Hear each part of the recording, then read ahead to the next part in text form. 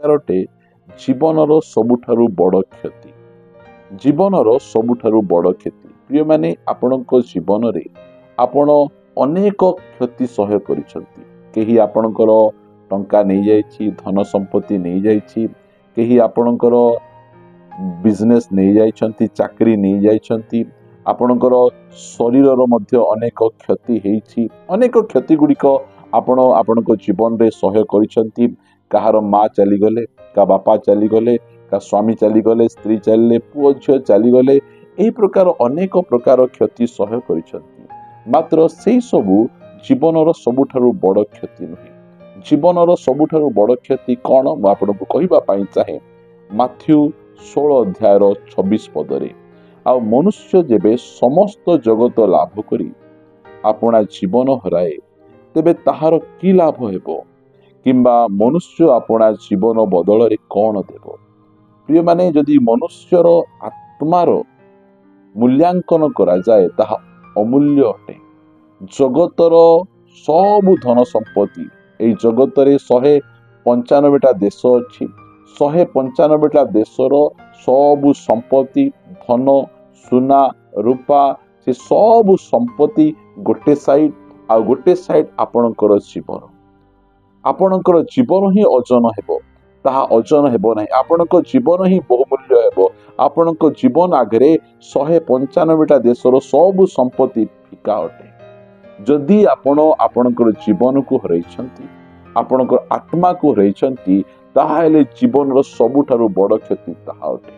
ଆଜି ଜଗତର ଲୋକମାନେ ଏ ଜଗତର ଧନ ସମ୍ପତ୍ତି, ଗାଡ଼ି ବଙ୍ଗଲା, ଏସବୁ ଗୁଡ଼ିକ ଜୀବନର ବଡ଼ ଲକ୍ଷ୍ୟ, ଜୀବନର ବଡ଼ ଲାଭ ଭାବୁଛନ୍ତି। ମାତ୍ର ବାଇବଲ ଆମମାନଙ୍କୁ କହେ ଯେ ଆପଣଙ୍କର ଜୀବନ ହେଉଛି ସବୁଠାରୁ ବଡ଼ ବିଷୟ।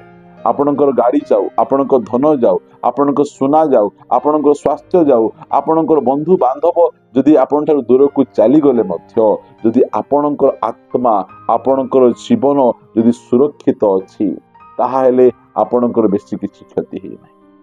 ପ୍ରିୟ ପ୍ରଭୁଙ୍କ ଲୋକମାନେ, ଜଗତର ସବୁ ଲାଭ କରି ଯଦି ଆମେ ଆପଣ ଆତ୍ମାକୁ ହରାଇବା, ତାହାଠୁ ବଡ଼ କ୍ଷତି କିଛି ନାହିଁ।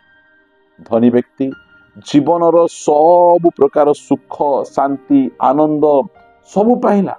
ପ୍ରତିଦିନ ମହା ଆଡମ୍ବରରେ ବହୁମୂଲ୍ୟ ବସ୍ତ୍ର ପିନ୍ଧି ଆମୋଦ ପ୍ରମୋଦ କରୁଥିଲା। ବଡ଼ ଘର, ବଡ଼ ଗାଡ଼ି, ବଡ଼ ବିଜନେସ୍, এই ପ୍ରକାର କୌଣସି ବିଷୟର ଅଭାବ ନଥିଲା। ସବୁ ବିଷୟ ପରମେଶ୍ୱର ତାକୁ ପ୍ରଚୁର ପରିମାଣରେ ଦେଇଥିଲେ। ମାତ୍ର ସବୁ ପାଇଲା ପରେ ମଧ୍ୟ ସେ ଆପଣା ଆତ୍ମାକୁ ହରାଇଲା। ଆଉ ଯେଉଁ ସମୟରେ ସେ ନରକକୁ ଚାଲି ଯାଇଛି, ନରକରେ ତାର କୌଣସି ପ୍ରକାର ଧନ ସମ୍ପତ୍ତିକୁ ନେଇ ଯାଇପାରେ ନାହିଁ, କୌଣସି ପ୍ରକାର ନେଇ ଯାଇପାରେ ନାହିଁ। এই ପ୍ରକାର କି ସେ ଟୋପାଟେ ପାଣି ମଧ୍ୟ ସେ ନରକରେ ସେ ପାଉନାହିଁ। ଆଉ ସେ ଏବେ ଯାଏଁ ଚିଲ୍ଲାଉଛି, କେହି ଜଣେ ଆସି ମୋହର ଜିଭରେ ଟୋପାଟି ପାଣି ପକେଇ ମୋ ଜିଭକୁ ଥଣ୍ଡା କରିବ, କାରଣ ମୋ ଜିଭ ପୋଡୁଛି, ମୁଁ କଷ୍ଟ ପାଉଛି, ମୁଁ ଯନ୍ତ୍ରଣା ପାଉଛି।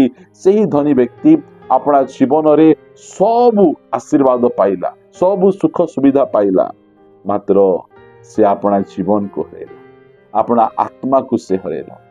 ପ୍ରିୟମାନେ, ଆପଣ ସେଇ ପ୍ରକାର ହୁଅନ୍ତୁ ନାହିଁ। ଆପଣଙ୍କ ଜୀବନରେ ଆପଣ ଆତ୍ମାକୁ ଆପଣ ଜୀବନକୁ ଆପଣ ବଞ୍ଚାନ୍ତୁ। ଆମର ଜୀବନକୁ କେବଳ ପ୍ରଭୁ ଯୀଶୁଖ୍ରୀଷ୍ଟ ହିଁ ବଞ୍ଚାଇ ପାରିବେ। ସେ ଆମକୁ ଉଦ୍ଧାର କରିବା ପାଇଁ, ଆମକୁ ନରକରୁ ରକ୍ଷା କରିବା ପାଇଁ ଆମ ପ୍ରଭୁ ଯୀଶୁଖ୍ରୀଷ୍ଟ ଆମ ନିମନ୍ତେ କ୍ରୁଶରେ ଆପଣା ଜୀବନ ଦେଲେ।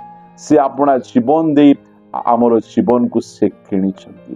ଆଉ ଏହି ବହୁମୂଲ୍ୟ ଜୀବନ ଆମର ନୁହେଁ, ସେ ଆପଣା ରକ୍ତ ଦେଇ ଏସବୁକୁ କିଣି ଅଛନ୍ତି। ପ୍ରିୟମାନେ, ଆମର ଜୀବନର ମୂଲ୍ୟକୁ ଯଦି କିଏ ପ୍ରକୃତରେ ବୁଝେ, ସେ ସ୍ୱର୍ଗର ପରମେଶ୍ୱର ପ୍ରଭୁ ଯୀଶୁଖ୍ରୀଷ୍ଟ ହିଁ ଆମର ଜୀବନର ପ୍ରକୃତ ମୂଲ୍ୟକୁ ବୁଝୁଛନ୍ତି। ଆପଣ ଇସ୍କାରିୟୋତ ଯିହୁଦା ପରି 30ଟି ରୌପ୍ୟ ମୁଦ୍ରାରେ ଆପଣଙ୍କର ଜୀବନକୁ ବିକନ୍ତୁ ନାହିଁ। ଆପଣ ଏହିପରି ମସୁରୀ ଡାଲି ଗୋଟେ ଓଳିର ଖାଦ୍ୟ ନିମନ୍ତେ ଆପଣା ଯଷ୍ଟ ଅଧିକାରକୁ ଆପଣ ବିକ୍ରୟ କରନ୍ତୁ ନାହିଁ। ଆପଣଙ୍କର ଚକ୍ଷୁ ଫିଟୁ, ଆପଣ ଜାଣନ୍ତୁ ଯେ କେଉଁ ବିଷୟ ଅଧିକ ମୂଲ୍ୟବାନ। ଆଜି ଅନେକ ଖ୍ରୀଷ୍ଟିଆନ ଭାଇ ଭଉଣୀ ମାନେ ନିଜ ଜୀବନର ମୂଲ୍ୟକୁ ବୁଝି ନାହାନ୍ତି, ନିଜ ଆତ୍ମାର ମୂଲ୍ୟକୁ ବୁଝି ନାହାନ୍ତି, ପରିତ୍ରାଣର ମୂଲ୍ୟକୁ ବୁଝି ନାହାନ୍ତି। ମାତ୍ର ପରମେଶ୍ୱର ଆଜି ସେ ଆମକୁ କହୁଅଛନ୍ତି ଯେ ଜୀବନର ସବୁଠାରୁ ବଡ଼ କ୍ଷତି କ'ଣ? ସମଗ୍ର ଜଗତ ଲାଭ କରି ଯଦି ଆମେ ଆପଣ ଆତ୍ମାକୁ ହରାଉ ତାହେଲେ ତାର କି ଲାଭ? କିଛି ଲାଭ ନାହିଁ। ପ୍ରିୟମାନେ, ଏହି ଆତ୍ମାର ମୂଲ୍ୟ ଏହି ଜଗତର ସୁନା ରୂପା ଧନ ଟଙ୍କା ସମ୍ପତ୍ତି କେବେ ମଧ୍ୟ ତାହା ତୁଳନା କରାଯାଇପାରେ ନାହିଁ।